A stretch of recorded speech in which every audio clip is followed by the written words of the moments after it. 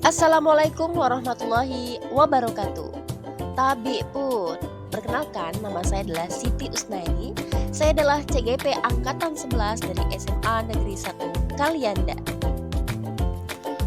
Pembelajaran sosial dan emosional dikaitkan dengan keterampilan seseorang dalam mengelola dirinya dalam berperilaku, meningkatkan kompetensi sosial dan emosional yang dilakukan secara kolaborasi dengan seluruh warga sekolah, baik anak ataupun dewasa, sehingga mewujudkan lingkungan belajar yang positif, membentuk kerjasama yang baik, serta menjadikan kurikulum dan pembelajaran yang lebih bermakna.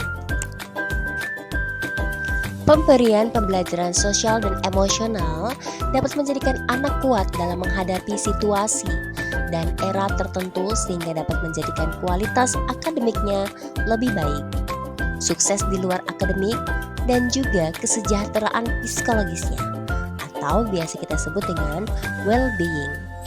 Well-being merupakan suatu keadaan anak menjadi sehat, nyaman, bahagia, dan sejahtera baik secara psikologis dan emosionalnya. Dengan well-being, anak mampu bersikap yang positif, mampu mengambil keputusan, saling menghargai, mampu mengatur tingkah laku, mengeksplorasi, dan mengembangkan tujuan hidupnya.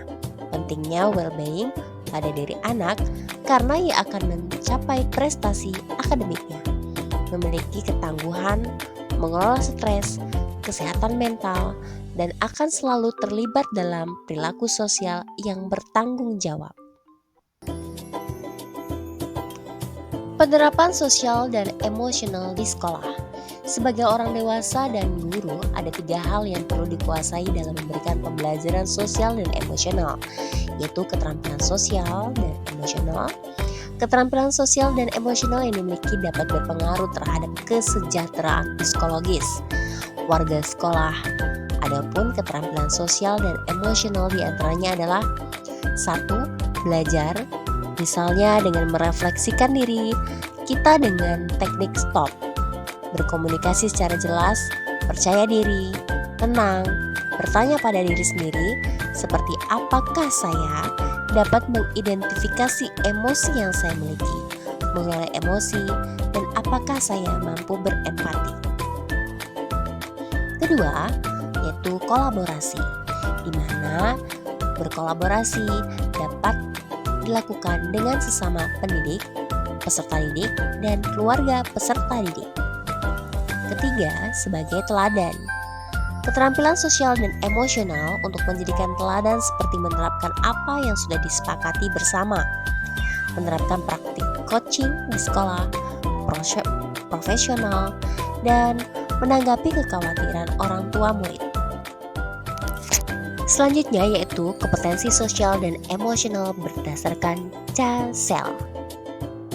Pertama, kesadaran diri, di mana kita harus memahami perasaan, minat, kekuatan diri, dan budaya, memahami cara belajar, percaya diri, mengidentifikasi emosi dari diri dalam berbagai situasi.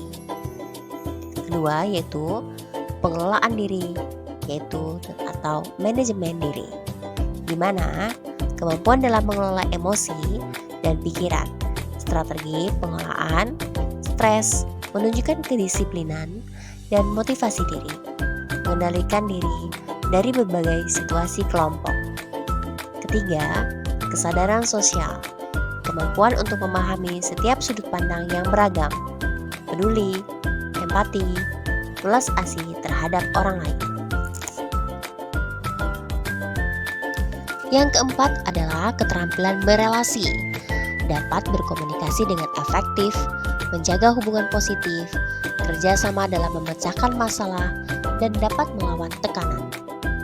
Terakhir yaitu keterampilan keputusan yang bertanggung jawab, pemikiran yang terbuka, rasa ingin tahu, membuat keputusan yang beralasan, dapat menerima segala konsekuensi dari keputusan tersebut. Dari kelima kompetensi di atas sangat selaras dengan 6 dimensi profil pelajar Pancasila, yakni beriman dan bertawakal kepada Tuhan Yang Maha Esa, mandiri, berkebinekaan global, bergotong royong, kritis, dan kreatif. Refleksi dan umpan balik. Refleksi pengalaman bermakna pembelajaran sosial dan emosional. Pertama, saya mengajak siswa untuk membuat keyakinan kelas bersama. Kedua, kegiatan pembelajaran saya memberikan kesempatan murid untuk merefleksikan pengetahuan yang sudah mereka pelajari. Ketiga, saya menyediakan pembelajaran yang berkelompok. Keempat, memberikan kesempatan dalam menentukan gaya belajar mereka untuk mencari informasi tentang materi. Kelima, yaitu siswa dapat mempresentasikan hasil dari apa yang sudah didapat dan memberikan kesempatan murid untuk bertanya